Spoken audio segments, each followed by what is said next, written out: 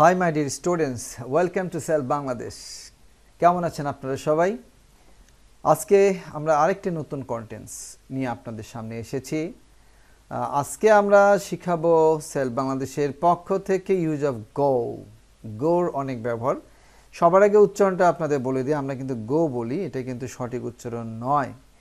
আসলে উচ্চারণটা হচ্ছে গাও, অর্থাৎ ওর সাথে একটা লাউয়ের উ টান থাকবে।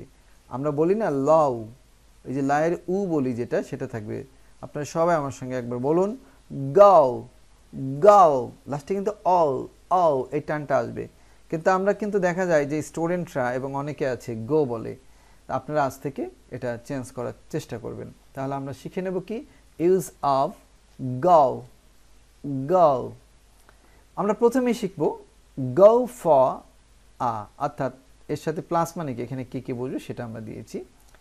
গো ফরেস্ট যদি এরকম থাকে আমরা কি করব, অর্থাৎ কোনো কাজের অথবা কিছুর জন্য যাওয়া। তাহলে গো ফর মানে কোনো কিছুর জন্য যাওয়া বোঝাচ্ছে। আমরা বলতে পারি he has gone for a walk, সে হাঁটতে বের হয়েছে বা হাঁটতে গিয়েছে। আমরা বলতে পারি ফর এ সুইম, সে সাঁতার কাটতে গিয়েছে। আমরা বলতে পারি ফর এ ড্রাইভ নাও, সে চালাতে গিয়েছে, অর্থাৎ গাড়ি চালাতে বা যে কোনো কিছু চালাতে গিয়েছে। তখন এইখানে একটু বোঝার চেষ্টা করুন my dear viewers. He has gone for a walk অথবা he has gone for a swim অথবা he has gone for a drive now, যে কোনো একটি করে বলবেন। এখানে তিনটি বাক্য রয়েছে। তাহলে সে এখন বেড়াতে গিয়েছে, কি বলবেন, he has gone for a walk. সে সাঁতার কাটতে গিয়েছে, he has gone for a swim. সে চালাতে গিয়েছে, he has gone for a drive now. আশা করি আপনারা গো ফর দিয়ে বুঝিয়েছেন। এবার গোর সাথে যখন আইএনজি ফর্ম থাকবে তখন অর্থ দাঁড়াবে কোনো কিছু করতে যাওয়া। যেমন উইল গো সুইমিং টুমরো, অর্থাৎ আমরা আগামীকাল সাঁতার কাটতে যাব। Will go swimming tomorrow. আশা করি বুঝেছেন। এবারে আমরা পাস্ট ফর্মে যদি দেই, দে ওয়েন্ট ট্রাভেলিং, তারা ঘুরতে গেলেন। তাহলে গোর সাথে যদি কখনো আইএনজি ভার্ব হয় বা তখন আমরা কিন্তু এটা নাউনের মতো কাজ করছে। যেমন দে ওয়েন্ট ট্রাভেলিং, তারা ঘুরতে গেলেন। আশা করি এটুকু বুঝেছেন। চলুন আমরা গোর আরও অনেক ব্যবহার রয়েছে, আমরা তা শিখতে যাচ্ছি। এবারে গো অন। গো অন হচ্ছে কোনো কিছু করতে যাওয়া। He will go on leave tomorrow, সে আগামীকাল ছুটিতে যাবে। তাহলে দেখুন he will go on leave tomorrow, অর্থাৎ সে ছুটিতে যাবে। ছুটিতে যাওয়ার ইংরেজি গো অন লিভ। তাহলে সে আগামীকাল ছুটিতে যাবে। He will go on leave tomorrow, সে আগামীকাল ছুটিতে যাবে। আবার এটিকে পাস করে আমরা দিই, they went on a driving course. they went on a driving course, তারা ড্রাইভিং কোর্স করতে গিয়েছিল। তাহলে went on কোনো কিছুতে যাওয়া বোঝাচ্ছে। আশা করি এটা খুব ভালো লাগলো। এবার কোনো কিছু কেমন হলো বা ভালোভাবে সম্পন্ন হওয়া অর্থে আমরা গো ইউজ করতে পারি। খুব ইম্পর্টেন্ট এই ইংলিশটা। How did your exam go, তোমার পরীক্ষা কেমন হলো। এটা কিন্তু আমাদের খুবই কমন একটা কোশ্চেন স্টুডেন্টদের জন্য বিশেষ করে, এবং আমাদের গার্ডিয়ান যারা আছেন তারাও কিন্তু স্টুডেন্টকে বলতে পারেন how did your exam go, how did your exam go, তোমার পরীক্ষা কেমন হলো। আপনি আবার বলতে পারেন অন্য একটি বাক্য, how did everything go well, সব কিছু কি ভালোভাবে হয়েছিল। Did everything go well, did everything go well, সব কিছু কি ভালোভাবে হয়েছিল। তার মানে অবাক ব্যাপার, গো দিয়ে কেমন হওয়া এটা বোঝাচ্ছে। আপনাদের আশা করি এটা খুব ভালো লেগেছে এবং এইগুলো আপনারা বেশি বেশি ইউজ করবেন। ওকে, নেক্সট আমরা আরও জানব হাউ এর সঙ্গে গো। তার মানে হাউ, এই ডট ডট মানে এখানে সেন্টেন্স, অর্থাৎ কিসে চলা অর্থে। দেখা যাক কিভাবে আছে। হাউ ডাজ দ্য মেশিন গো, যন্ত্রটি কিসে চলে। হাউ ডাজ দ্য মেশিন গো, যন্ত্রটি কিসে চলে। কিসে চলে বলতে তেলে চলে না পেট্রোলে চলে, এরকম কিছু কিন্তু জিজ্ঞাসা করছে। তখন আপনি কিন্তু এটা বলবেন। ভুলে যাবেন না যে গো অর্থ কিন্তু এখানে যাওয়া না, চলা বোঝাচ্ছে। ঠিক আছে, গোর পরে অ্যাডজেক্টিভ কিভাবে আসে, অর্থাৎ কোনো অবস্থার পরিবর্তন হওয়া অর্থে আসে। যেমন the foods will go sour if not preserved in the fridge. এই যে গো সাওয়ার, এই সাওয়ারটি কিন্তু অ্যাডজেক্টিভ, অর্থাৎ দোষগুণ বোঝাচ্ছে। তাহলে the foods will go sour, অর্থাৎ যদি খাবারগুলো ফ্রিজে না রাখা হয় টক হয়ে যাবে। তাহলে খাবারগুলো টক হয়ে যাবে। The foods will go sour. এভাবে গো সাওয়ার দিয়ে আপনি গো দিয়ে অনেক কিছু ব্যবহার নিজে নিজে চেষ্টা করবেন। কেমন? তাহলে আমরা কি দেব, খাবারগুলো নষ্ট হয়ে যাবে, টক হয়ে যাবে। The foods will go sour if not preserved in the fridge, অর্থাৎ প্রিজার্ভ মানে সংরক্ষণ করা। যদি ফ্রিজে না রাখা হয় খাবারগুলো নষ্ট হয়ে যাবে। The boys went world with much joy. এই যে ওয়েন্ট ওয়ার্ল্ড মানে কি, আনন্দে, অতি আনন্দে ছেলেগুলো অসভ্য হয়ে গিয়েছিল। তাহলে ওয়েন্ট গো ওয়ার্ল্ড মানে কি অসভ্য হয়ে যাওয়া।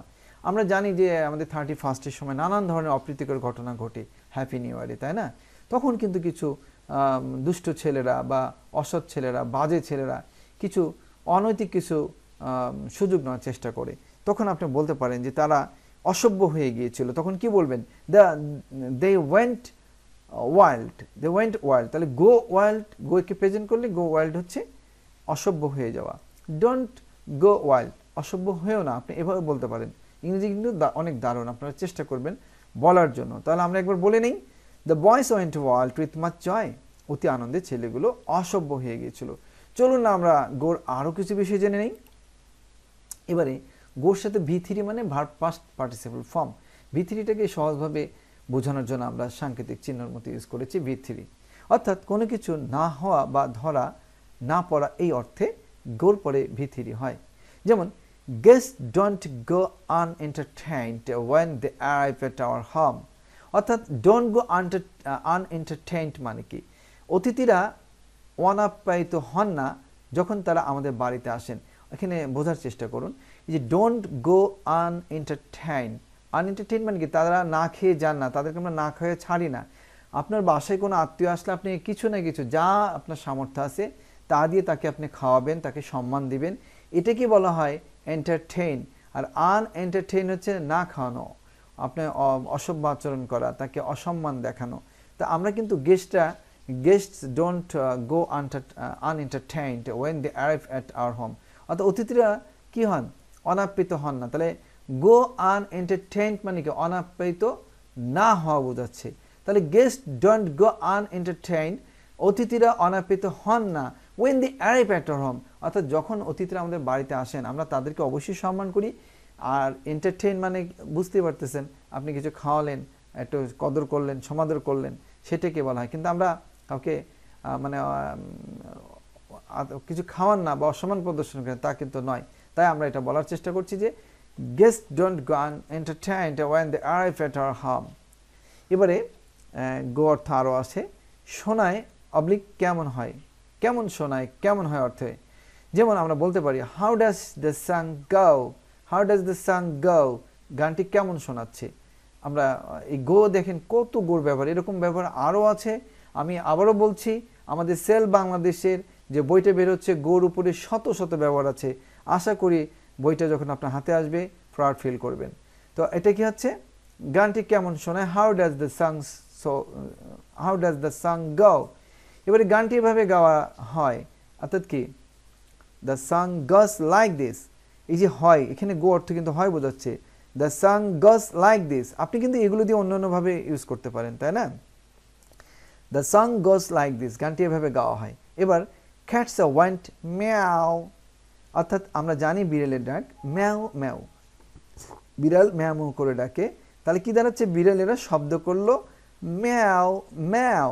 অর্থাৎ গো ম্যাও মানে শব্দ করা, তাহলে গো মানে এখানে শব্দ করা বোঝাচ্ছে বা কেমন শোনাচ্ছে। ক্যাটস ওয়েন্ট ম্যাও, অর্থাৎ বিড়ালেরা শব্দ করলো ম্যাও ম্যাও। ওয়াজ দ্য বেল গন, ঘন্টা কি বেজেছে, এখানে গো দ্বারা বাজানো বোঝাচ্ছে। Was the bell gone, was the bell gone. চলুন না আমরা আরেকটু ব্যবহার শিখে আসি। এবারে দেখেন এই গো দ্বারা আবার বোঝাচ্ছে বাদ দেওয়া, থামিয়ে দেওয়া, শেষ হওয়া অর্থে। ঠিক আছে, হ্যাজ ইউর হেডেক গন ইট, তোমার মাথা ব্যথা কি যায়নি। এই ইয়েটটা আছে, অর্থাৎ ইয়েট কি, ইয়েট দিয়ে কিন্তু নেগেটিভ সেন্স বোঝায়। তাহলে কি has your, R yet has your, এই গন মানে কিন্তু যাওয়া বোঝাচ্ছে, অর্থাৎ বাদ দেওয়া বা শেষ হয়ে যাওয়া এরকম।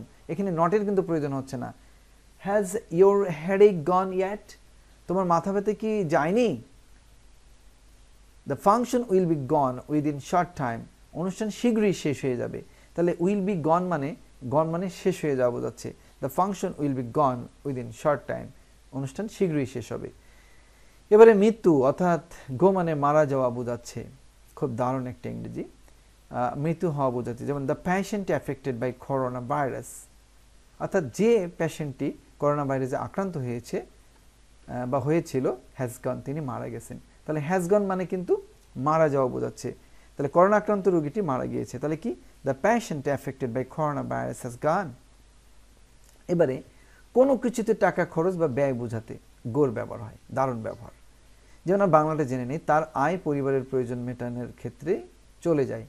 হিজ ইনকাম গোজ, চলে যায়, on maintaining his family needs, তার পরিবারের যে প্রয়োজন আছে সে প্রয়োজনেই তার টাকাগুলা বা তার ব্যয়গুলো চলে যায়। তাহলে his income goes on maintaining his family needs. আশা করি এটা ভালো লাগলো। চলুন আমরা আরও ব্যবহার দেখব। আশা করি ভালো লাগছে। Please don't be worried, don't be board. এবারে চলুন আমরা আরেকটা জানবো, গো অ্যাট। এর হচ্ছে কেনাবেচা অর্থে। আমরা কেনাবেচা অর্থে গো অ্যাট ব্যবহার করবো। যেমন the rice is going at টাকা 64 কেজি, অর্থাৎ এই চাল প্রতি কেজি 60 টাকায় বিক্রি হচ্ছে। আপনি গো দিয়ে ইউজ করতে পারেন, দারুণ কিন্তু।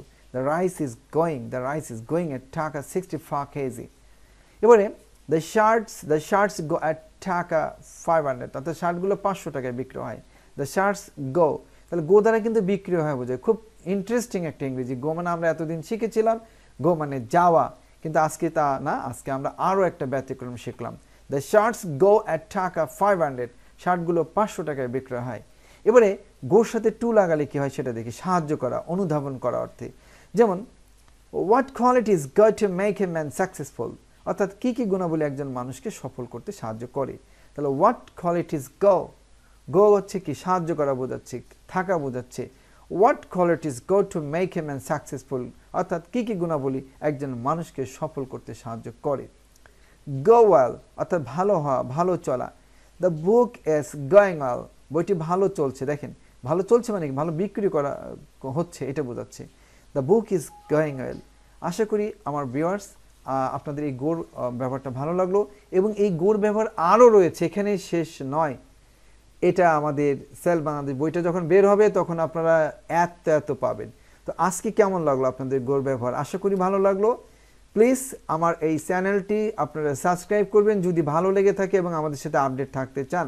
এবং আমি যেটা বলতে চাই, এই ব্যবহারগুলো আপনারা প্র্যাকটিস করবেন, ইউজ করবেন, এবং পারলে আপনারা গ্রুপ ডিসকাশন করবেন, এগুলো মনে রাখার চেষ্টা করবেন। দেন আপনারা সফল হবেন ইনশাআল্লাহ। ভালো থাকুন, সবাইকে আশীর্বাদ জানিয়ে শেষ করছি। আল্লাহ হাফেজ।